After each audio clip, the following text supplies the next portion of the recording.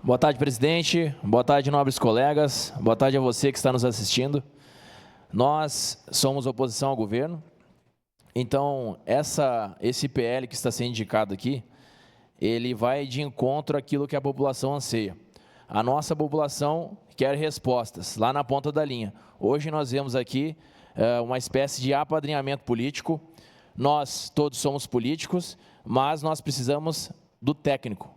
Então, me causa certa estranheza nós termos aqui o governo indicando pessoas que não têm aquele conhecimento técnico para resolver aquela determinada situação. E aí, ele vai precisar de um técnico para atender ele. Então, quando a população chegar e perguntar algo para ele, ele não vai saber, não vai ter a resposta necessária. No entanto, ele vai estar recebendo a remuneração, os proventos para aquilo, não vai ter informação e vai ter que recorrer a um técnico.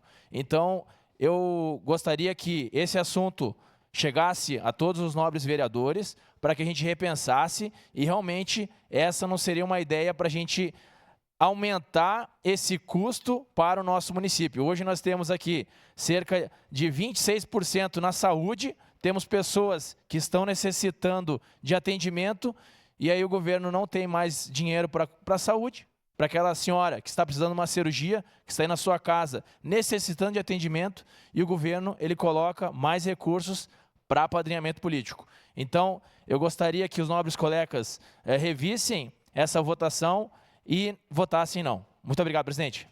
Obrigado, vereador. Com a palavra.